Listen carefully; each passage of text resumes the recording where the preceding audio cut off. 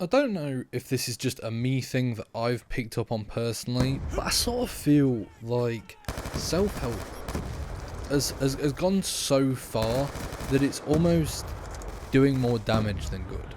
Like, I think the minute that people start to capitalise and make money off of self-help, I mean, self-help is an industry on its own. Like, it's gotten to a point where it's a business with money involved. People writing books for the sake of it, courses, video, just self-help products, stuff. Just it's so constant and it's being pushed down our throats that it's almost become its own demon and its own thing that isn't healthy for people. Like, I don't think that some of the teachings involved in self-help are healthy. And don't get me wrong, I'm not saying that all self-help is bad, because it's definitely not. Like, there's been improvements on talks about mental health and the exposure of it, and making people more aware of it, and opening dialogues about mental health, and you know, ways that we can self-help ourselves and self-develop and make ourselves, you know, generally happier day by day. But overall, I think there's also just too much of it, and I think it's been very oversaturated to a point where it's just not good. And I also think a lot of, you know, preachings and things that people put out there are gonna put more stress on people than even, like, help them. Like, I don't think that, you know, let's dissect it. So one of the biggest things about self-help and sort of bettering yourself in this sort of conversation that you see so much of is the things you need to do. You know, to be the best you need to wake up at 6 a.m. You need to write a checklist of all your to-dos and get to work and go to the gym and drink water and diet and, you know, do positive affirmations and meditate and go outside and, you know, don't just exercise inside, you've got to go outside and do it, and never, you know, drink, smoke, never do anything like that that might damage you. Don't listen to just the amount of noise in this space is damaging on its own. Like, there's no way on God's green earth there is many people who can actually do it all, who can take on all of these things, and yet it feels like if you're not doing these things, then you're in the wrong, then you're not achieving the best you that you can, and you're not being the it just annoys me, because that is damaging more to people, because then they might feel overwhelmed or stressed out because they can't do all the self-help tips, and that in itself is damaging in a different way. I can't just, it's not justified to do all those things either. Like, doing all those things will not just make your life perfect. Don't get me wrong, there is a few things within that you can dissect out of that are good for you. You know, being outside, not eating crap all the time. But to force it down people, like social media does, and like these self-help influencers do, it's just not, it's not productive. It doesn't help people at all. It, like I say, stresses people out. I got to a point where, you know, if I wasn't waking up at 6 o'clock, I was feeling like ashamed of myself, because I was like, oh, there's already a bunch of people out there probably already at work, and I'm just sat in bed and I've wasted like, honestly, I'm quite bad with it in my brain. If I wake up after 9 o'clock, even on a weekend, I feel like I've wasted half the day, because I'm just sat in bed and now it's almost lunchtime. And that stresses me out, and like, that is just damaging. It's damaging to me, but someone who is trying to do all these things, it just won't work. And also trying to adopt all these things at once, again, won't work. People have such finite time in a day. You know, work takes up so many hours. Eating and, you know, preparing to cook, cleaning your house, tasks that need to be done, like vitally need to be done, take up so much of your day.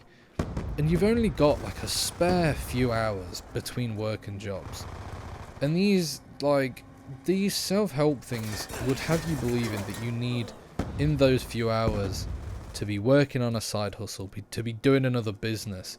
You know, you're not allowed to relax or see your family or just do nothing. Doing nothing is such like a good thing that no one really does or values anymore. Just sitting with your own thoughts or just gorming out. Your brain needs that. I remember seeing an interview from Tom York, who's the main singer from Radiohead. If you didn't know who he was, and he was saying like the brain needs sleep.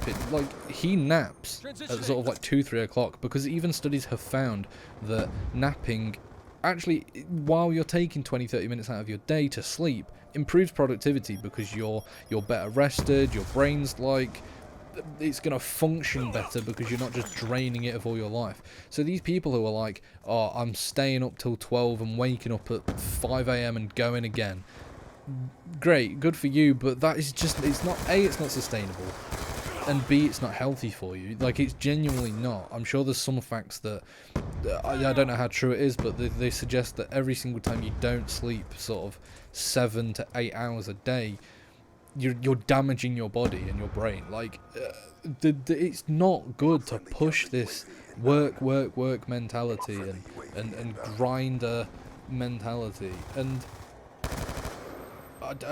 self-help is sort of, the line between the two has sort of diluted, like between self-help and like this business grind. It's gotten to a point where you can't tell the difference. Self-help should, at its simplest form, just be having open conversations with friends, taking time to yourself, relaxing. And sure, there's these extra things you could do, you know. You might want to try and do a little bit of a diet, because it can improve your mood if you eat better instead of eating junk. You can try and do a bit of exercise, you know, even if it's just going for a walk for 20 minutes of the day, or going to the gym if you can afford to, and you're privileged enough to go and do that, then that's great. One I've personally really enjoyed in the past is doing a gratitude journal. Where every morning I wake up and write down something that I'm grateful for, and just like starting my day off with that, and sort of having that positive start and thinking about all the good in my life did a lot for me, and I've sort of lost that habit, and I need to pick it back up. And some stuff does work for you, like to-do lists worked for me.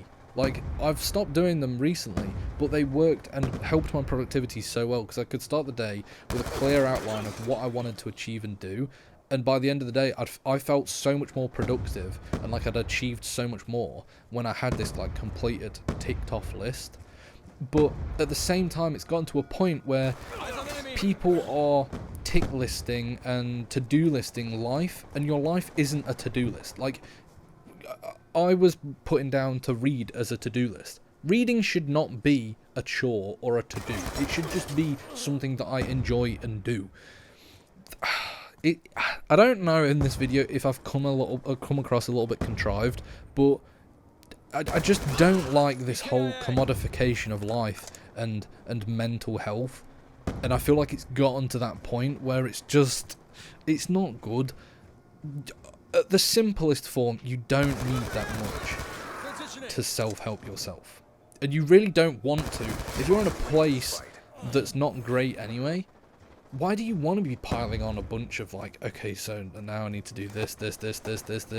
Because if you pile on so many different things, like I said earlier about all the different things that you're told that you need to do to self-improve, then you're just not going to follow through with any of them. It's like when people do a New Year's resolution, and instead of just doing a little one, they're like, right, I'm going to go to the gym, I'm going to start reading, I'm going to go on walks every day, I'm going to diet, I'm going to drink 2 litres of water every day, I'm going to stop going on my phone so much. Like, there's too much to the point where it's such a stark change in your life that you're going to give up and drop it because it feels like a chore and a pain to do. And that's the point that these self-help things have got to. Self-help books are just, they're a black hole of themselves. Like, I sort of caught onto this a few years ago because, don't get me wrong, there is a few good self-help books. There is some that I've read and they've genuinely sort of pushed me into a good direction. But once you've read, I would say 3 to 4, the rest of them are relatively repetitive. We figured out these keys to life and success and happiness hundreds and hundreds of years ago, and people are just now recycling and rewriting, and because it's become a business, because it's become something that you can sell to people. And so what I want you to take away from this video, because I feel like this has been relatively waffle, and I don't know if I've actually got my point across, but what I want you to take away from this is just don't take it so seriously.